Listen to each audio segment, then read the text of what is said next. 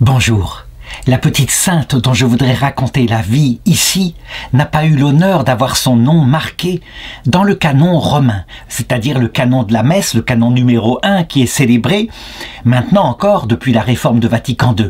Il y a d'autres saintes qui sont marquées, comme Sainte Lucie, Sainte Anastasie, mais pas elle, et je dirais, elle aurait pu très bien y être puisque elle est l'une des patronnes secondaires de la ville de Rome. C'est en effet une jeune fille qui fut martyrisée à l'époque de l'empereur Alexandre Sévère à Rome. Comment expliquer ce manque? Eh bien probablement parce qu'elle est devenue célèbre lorsqu'on a retrouvé son corps au XVIe siècle, au XVIIe siècle pour être précis. Dans la première moitié du XVIIe siècle, à l'époque du pape Urbain VIII, le pape même qui inventa les règles canoniques pour la canonisation des saints.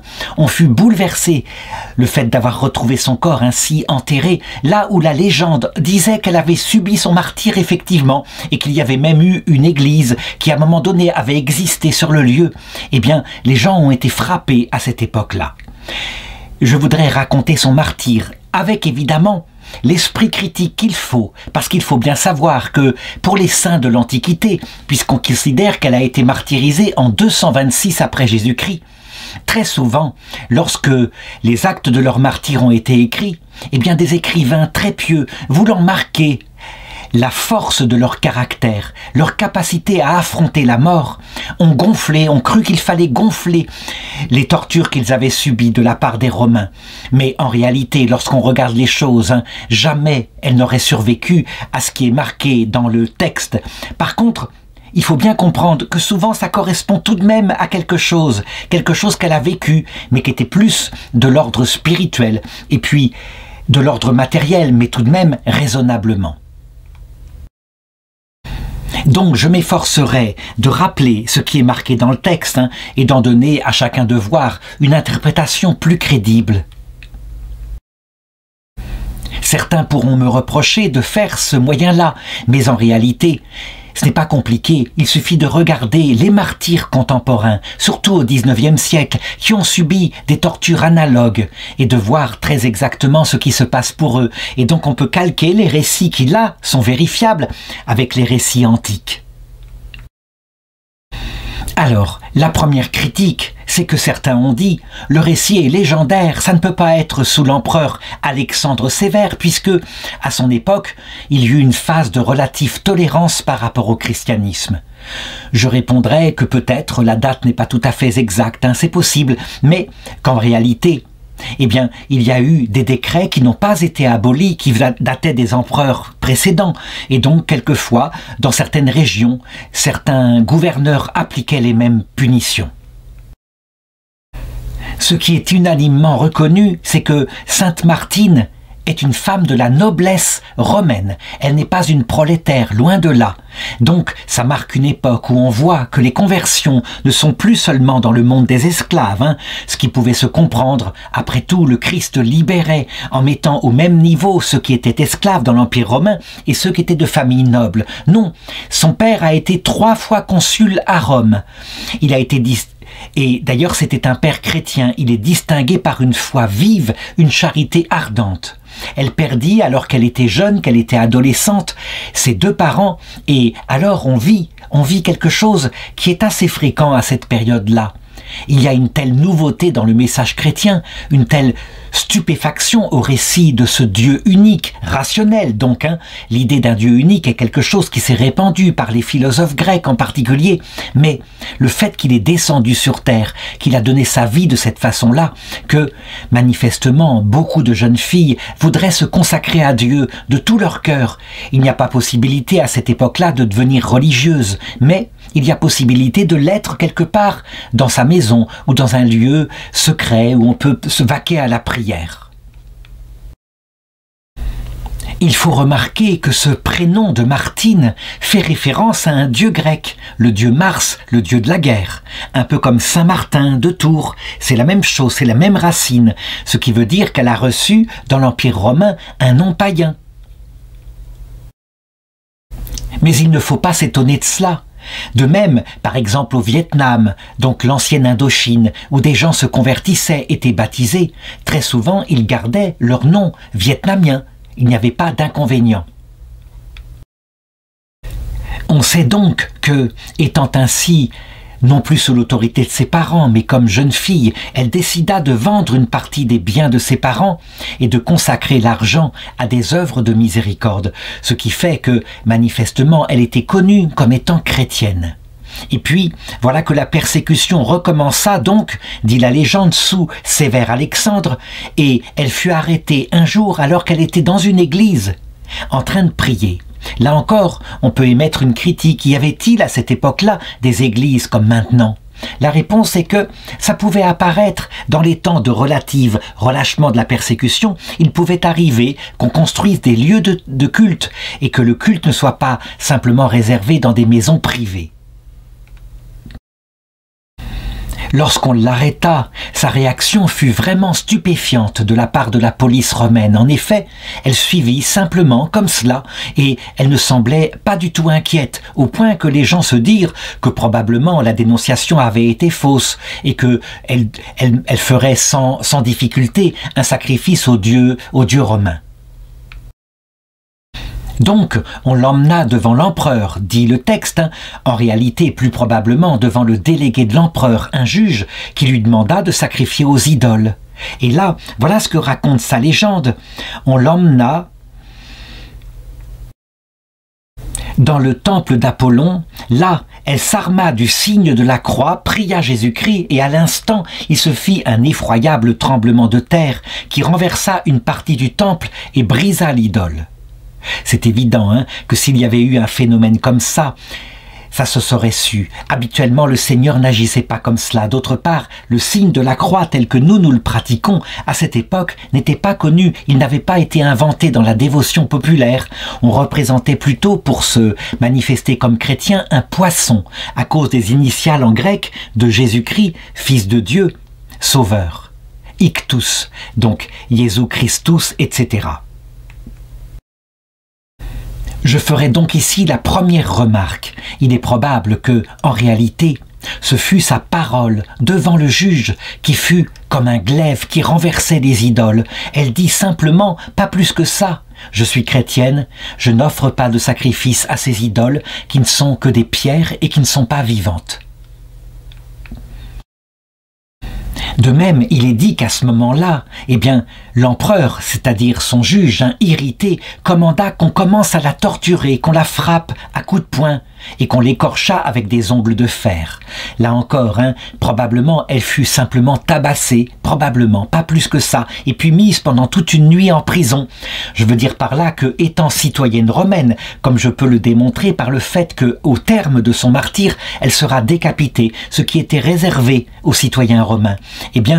On s'efforçait de fléchir sa détermination par diverses tortures, en maniant le coup, l'insulte, peut-être la torture psychologique en étant enfermée dans une cellule. Elle, qui était une femme d'une très grande délicatesse, forcément, ayant vécu dans la richesse, on pensait qu'elle finirait par céder, comme d'ailleurs la plupart des chrétiennes qui apostasiaient ou qui offraient un sacrifice aux dieux, histoire de survivre.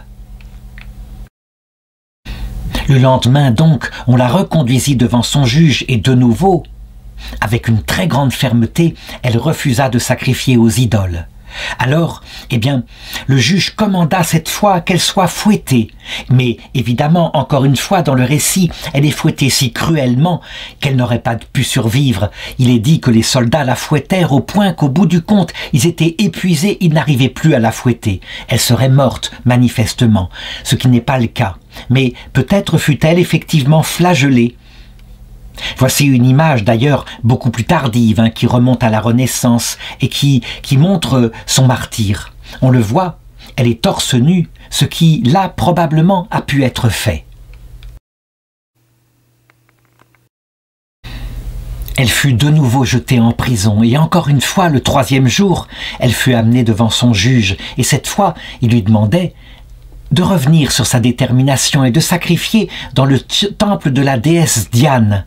Mais, manifestement, alors qu'elle semblait toute brisée, encore une fois, elle se redressa et elle refusa, et elle employa les mêmes paroles qu'elle avait dites la première fois, qui détruisirent une fois de plus cette idole païenne. Martine, avait dit le juge, ne veux-tu pas sacrifier aux dieux et te préserver des supplices qui te sont préparés ? Et elle répondit, « J'ai mon Seigneur Jésus-Christ qui me fortifie. Je ne sacrifierai pas à vos démons. »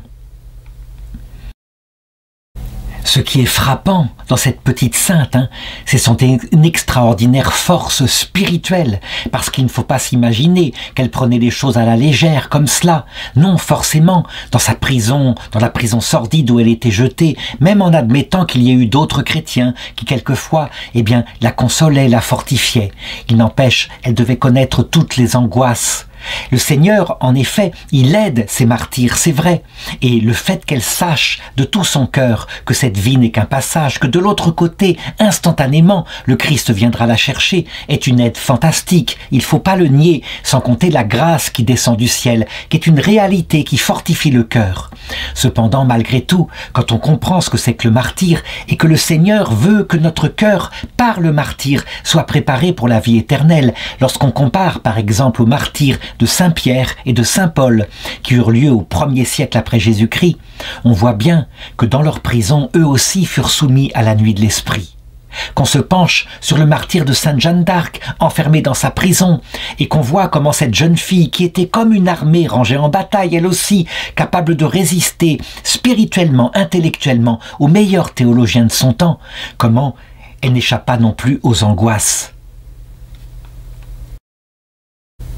Il faut bien comprendre que le martyr n'a d'intérêt pour passer directement au ciel que lorsqu'on en ressort comme le Christ, non pas, je dirais, crânant ainsi dans l'orgueil, mais avec un cœur brisé, un esprit humilié, qui fait que quand on paraît devant le Christ instantanément, on est de sa famille, on n'a pas besoin d'autre purification. Donc, la légende de Sainte Martine continue en disant que, après quelques jours, on décida d'en faire un spectacle au jeu du cirque. Il faut savoir qu'à Rome, depuis la chute du peuple juif en 70 après Jésus-Christ, avec l'argent récolté dans le temple de Jérusalem, on avait construit un immense amphithéâtre qu'on appelle le Colisée, dont une partie d'ailleurs s'est écroulée. On sait que ce Colisée, il y eut beaucoup de martyrs, beaucoup de personnes exécutées. Lors de son voyage à Rome, à la fin du 19e siècle, Sainte Thérèse de l'Enfant Jésus, avec sa sœur, osa franchir les barrières et se rendre au centre du temple pour y prier un instant, pour être en communion avec toutes ces saintes martyrs et peut-être ici justement Sainte Martine. La seule hésitation pour admettre que cette scène est authentique, c'est que justement elle était de famille noble et citoyenne romaine. Était-ce habituel qu'on livre ainsi, dans une tentative de spectacle, quelqu'un qui était citoyen romain? J'hésite un peu. Mais ceux qui nient complètement que ça a pu arriver se trompent. Bien sûr que ça a pu arriver. Qu'on était parfois, parce qu'on avait besoin de spectacle, on était parfois mené ainsi. Et donc, on voulut la livrer aux bêtes, et en particulier à un lion. Mais il se passa quelque chose qui fut considéré par les chrétiens comme un prodige venant du ciel. En effet, le lion, lorsqu'il la vit ainsi qui lui était livré, loin de l'attaquer alors qu'il avait été affamé probablement, pour se jeter sur ses proies, se mit à ses pieds et se mit à lécher ses pieds et ses plaies. Ce qui signifie quelque chose spirituellement, évidemment, la puissance du mal qui évidemment se soumet à la puissance de la foi, à l'humilité du cœur aussi. Le démon symbolise ici le démon, mais peut-être que ça a eu lieu vraiment. On a des histoires où ça se passe comme ça. On voulut donc, au bout d'un certain temps, puisque ça ne marchait pas, la détacher, la ramener dans le lieu des vivants. Et il paraît, dit la légende, que le lion, alors se réveillant, se jeta sur l'un des gardes de l'empereur et le déchira immédiatement. La scène suivante raconte la chose suivante, c'est que, évidemment, les Romains, considérant sa force d'âme, se disaient « elle agit forcément par magie, elle pratique quelque chose », et ça, ce n'est pas étonnant dans un empire païen, où on est très superstitieux, où quelquefois, le vol d'un oiseau, ou alors les prédictions qui sont faites à travers les foies d'animaux sont considérées. Donc il y eut peut-être des prêtres païens pour imaginer que la force qui rayonnait en elle venait de sa chevelure longue. Et pourquoi pas, en tout cas, il est dit qu'elle fut tondue à un moment donné, on lui coupa les cheveux. Mais elle, eh bien, elle restait toujours fixée dans sa prière, chantant des hymnes au Seigneur. Il faut savoir qu'à cette époque-là, l'oraison mentale, à l'intérieur de soi, n'était pas forcément développée et souvent, elle passait par une expression extérieure, comme d'ailleurs c'était l'habitude chez les Juifs, dans les synagogues. Toujours est-il que les autorités romaines ne savaient plus que faire et donc finalement, on décida de la faire décapiter. Elle résistait à tout, on n'arrivait pas à la tuer, et donc autant mettre fin à sa vie. Et son corps resta ainsi exposé sur la place publique à Rome plusieurs jours. On raconte que les oiseaux du ciel, loin de s'attaquer, par exemple à ses yeux, pour les dévorer, comme ça arrivait souvent, au contraire, il y eut 2 aigles qui furent là et qui défendirent son corps contre tous les oiseaux de proie qui pouvaient venir. Les citoyens de Rome, curieusement, eh bien, avaient beaucoup de respect pour la dépouille de cette jeune femme, et on dit même que, à cette époque-là, il y eut plusieurs conversions, parce que, même si on ne pouvait pas parler, on pouvait penser, évidemment, et donc certains se dirent qu'il y avait là un courage qui était plus fort que ceux des plus grands centurions qu'on voyait au combat dans cette très jeune femme. Finalement, eh bien, un citoyen appelé Rhetorius, et qui est gardé dans la légende, arriva de nuit à récupérer son corps pour lui donner une honorable sépulture. Et c'était une chose que l'Empire romain, d'ailleurs, refusait habituellement parce qu'il savait bien que le sang des martyrs devenait l'objet d'un culte particulier chez les chrétiens. Ce qui est étonnant, c'est que on se souvint toujours de son histoire et, au 7e siècle, donc bien après que l'Empire soit devenu chrétien, ce fut le pape Honorius Ier lui-même qui décida de la béatifier, de la canoniser et de construire sur le lieu de son tombeau une église sur le forum de Rome. C'est la basilique Sainte-Martine.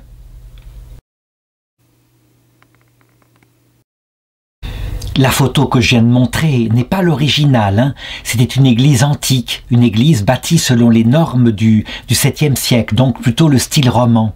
Mais lorsque on fit des fouilles autour de cette église, qui était très ancienne, à l'époque du pape Urbain VIII, donc vers 1720, pardon, je me trompe, vers 1620, et qu'on retrouva dans l'église non seulement le squelette de cette jeune femme, mais en plus d'autres squelettes, puisque la légende disait que d'autres chrétiens avaient été martyrisés en même temps qu'elle. Alors, eh bien, dans Rome, cela se sut, et on considéra qu'on avait retrouvé les reliques de Sainte Martine. Donc, on voulut l'honorer, et on construisit à la place de cette antique église une église beaucoup plus moderne, beaucoup plus dans le style du temps.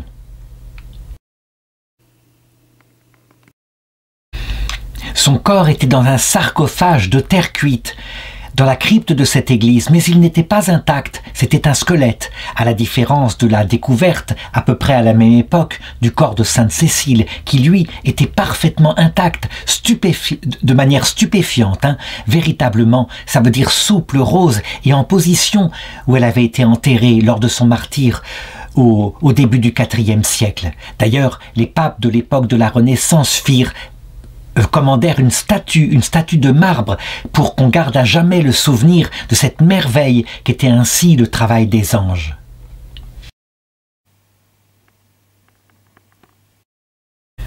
Et ce qui était étonnant, ce qui effectivement confirma l'authenticité de l'existence de Sainte Martine, c'était que la légende des habitants de Rome avait toujours dit que cette église, c'était le lieu du sépulcre de Sainte Martine. Et de fait, c'est là qu'on retrouva son squelette. Nous étions à l'époque d'un grand pape, un pape théologien, le pape Urbain VIII, celui-même qui instaura les règles canoniques pour canoniser les saints. Il fallait une enquête qui procédait en 3 étapes. Premièrement, quand on avait des écrits, on regardait s'ils étaient bien catholiques. Deuxièmement, on interrogeait les témoins pour voir si la personne avait vécu héroïquement de sa foi. Et troisièmement, pour aboutir, pour la béatification, il fallait un premier miracle, une confirmation du ciel venant de Dieu. Et pour la canonisation, un deuxième miracle. Évidemment, les papes avaient la possibilité de passer cette 3e étape, ce que le pape Urbain VIII appelait la canonisation équipolente.